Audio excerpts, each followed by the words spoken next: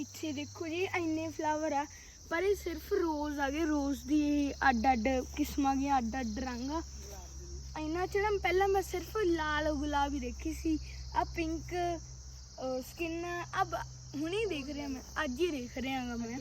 ਇਹ ਜੇ ਯੈਲੋ, ਪਤਾ ਨਹੀਂ ਹੋਰ ਕਿੰਨੇ ਕਲਰ ਆ, ਜਿਵੇਂ ਤੁਸੀਂ ਦੇਖ ਹੀ ਸਕਦੇ ਹੋ। ਇਹ ਪੂਰਾ ਉੱਥੇ ਤੱਕ, ਉਹ ਟਰੀ ਤੱਕ, ਇਹ ਪੂਰਾ ਗੁਲਾਬ ਦਾ ਰੰਗ ਬਸ ਬਦਲੀ ਜਾਂਦੇ ਆ, ਕਿਸਮਾਂ ਬਦਲੀ ਜਾਂਦੀਆਂ। ਤੇ ਉੱਧਰ ਹੋਰ ਗੁਲਾਬ ਆ ਗਏ। ਇੱਥੇ ਉਹ ਫਲਾਵਰ ਮੈਂ ਪਹਿਲੀ ਵਾਰ ਦੇਖਿਆ, ਵਾਈਟ ਜਿਹੇ। ਇਹ ਤੋਂ ਪਹਿਲਾਂ ਮੈਂ ਉਹ ਨਹੀਂ ਦੇਖੀ। ਇੱਥੇ ਬੈਠਣ ਨੂੰ ਵੀ ਥਾਂ ਹੈਗੀਆਂ, ਜਿਵੇਂ ਆ ਬੈਂਚਸ।